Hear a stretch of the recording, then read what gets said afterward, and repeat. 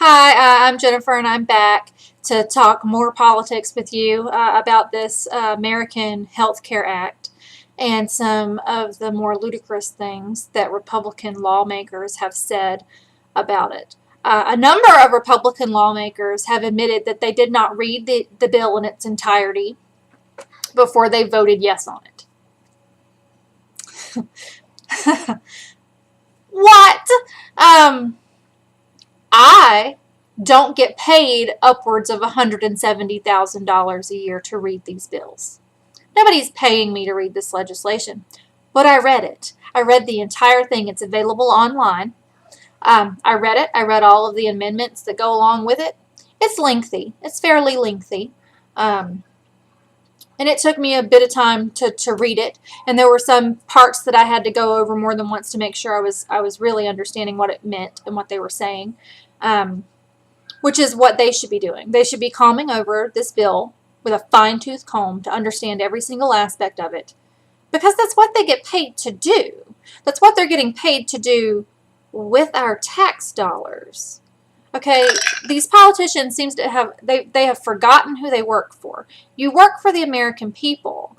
You're getting paid a lot of money to comb through these bills, to write these bills, to make sure that everything is ironed out perfectly before you pass these bills. And some of these politicians are saying, well, we didn't even read it. We just voted yes.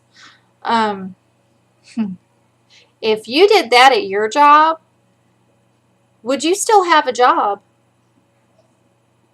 I'm just wondering, do you think you would still have a job if you said, oh, okay, I'm going to make a decision about this important thing that affects the entire company, but I'm not actually going to do any research or read any of the information I've been given about it. And then a lot of people die because of what you said. Would you still have a job if your decision put lives on the line? Because I don't think you would.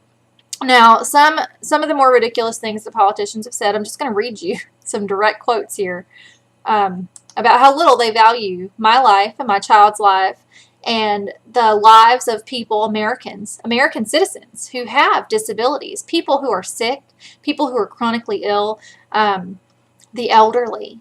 This is also an attack on the elderly. So let's just see.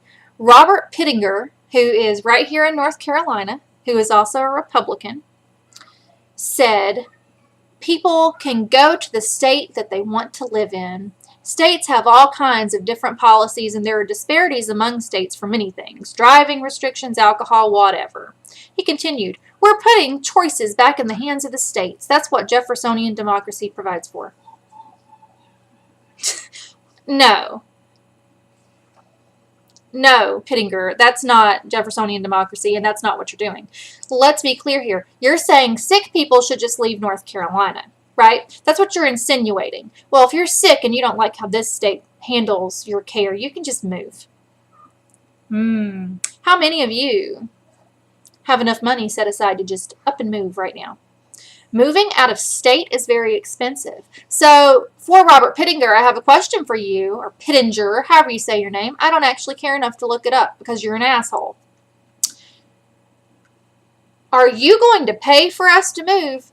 Are all the elderly people in North Carolina supposed to move, and are you going to foot their bill? Because the AHCA cuts Medicaid and Medicare for seniors. So are you going to pay for them to leave? Are you going to pay for me to leave?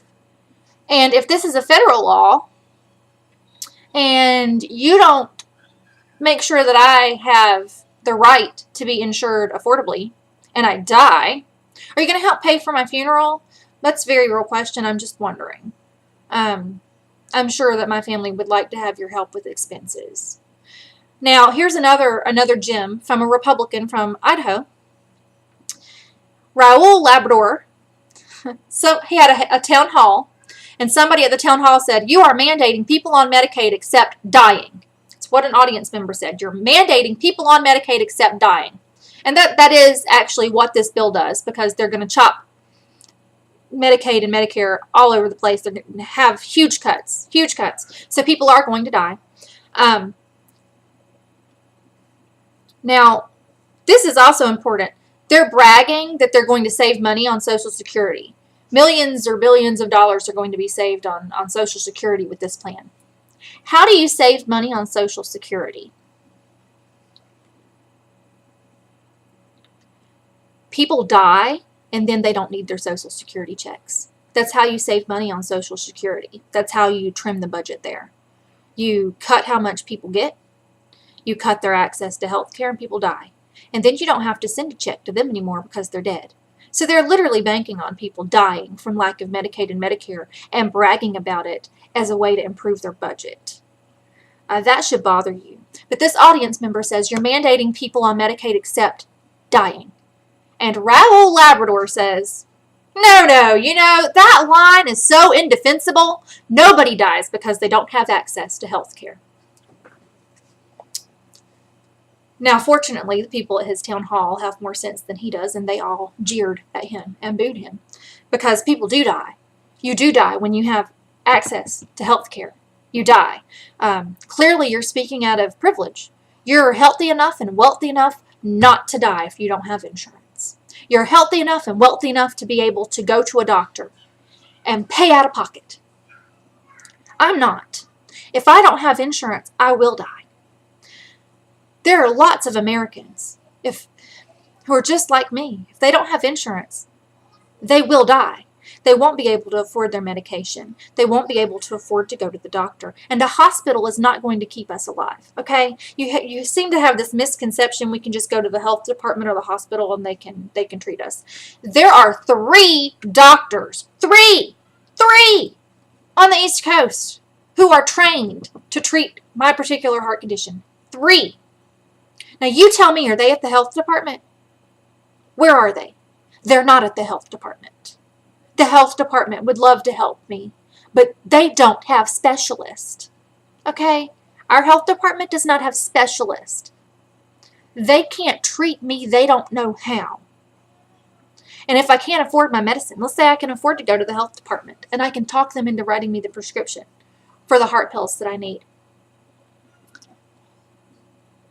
They write my prescription and then I can't afford to pay for it because I don't have insurance. So yes, Raoul Labrador, people do die.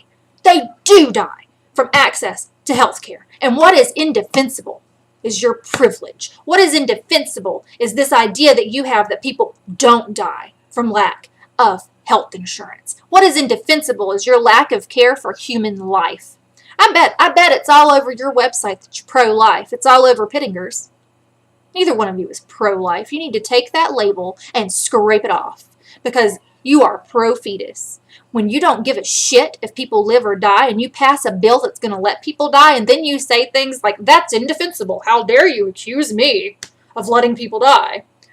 When what you've just signed that you hope will become law allows people to die from lack of access to health insurance and medical care, that is indefensible. That is disgusting. That is inhumane. Now let's go one more. Let's go ahead and do one more here. I have a little bit of time. Paul Ryan has insisted multiple times to the news that there are multiple layers of protection written into this bill so that people with pre-existing health conditions will get affordable coverage. Screw you, you liar. They think you're stupid, people. They think we're all so stupid that we don't understand the language of this legislation. I promise you, this bill does not allow people with pre-existing conditions to have affordable coverage. There is no affordable coverage protection. All it does is maintain the language from the AHCA, which says insurers cannot deny you access. They cannot deny your application to have insurance based on pre-existing conditions. It does not say they cannot charge you so much that you won't be able to afford insurance. What it says is insurers can base their premium on how well you are. That's what this bill says. They can base their premium on your pre-existing conditions. So somebody with juvenile arthritis can expect to pay $26,000 a year to have insurance. And that does not include copays, does not include medication. It doesn't include any kind of assistive devices a child with juvenile arthritis might need.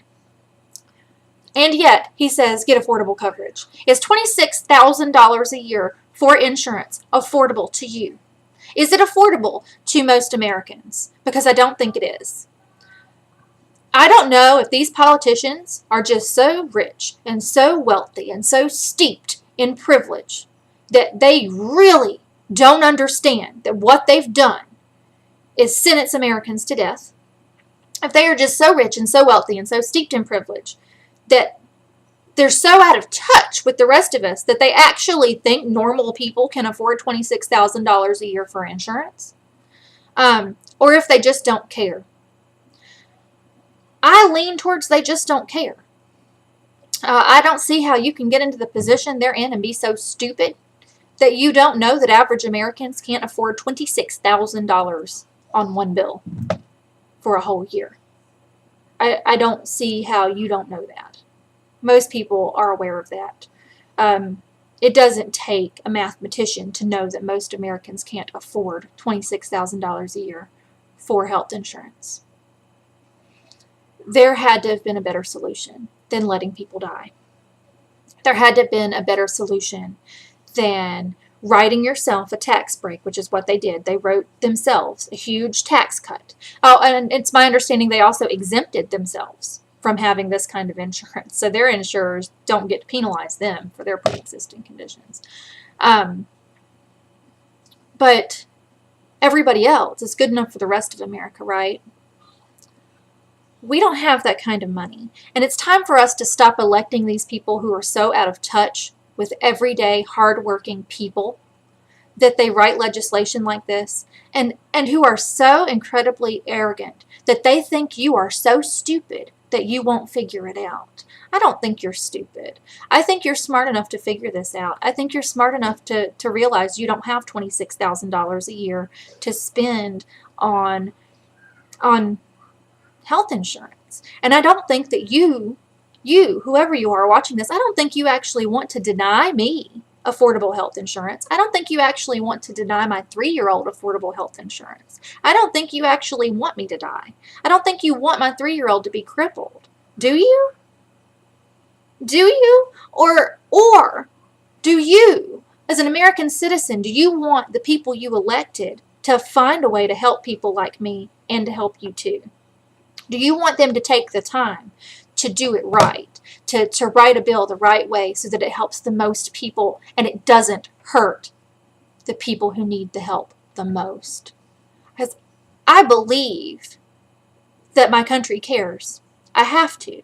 So I believe that you care enough to want me to live, and that you care enough to want these representatives to take their time to protect me and my child and make sure that we can have the insurance we need to stay alive, while also making sure that you can have the insurance you need to stay alive, and that you're not penalized if you don't want to carry insurance. I understand that, but I don't think you so badly don't want to be penalized for not having insurance that you actually want me to die.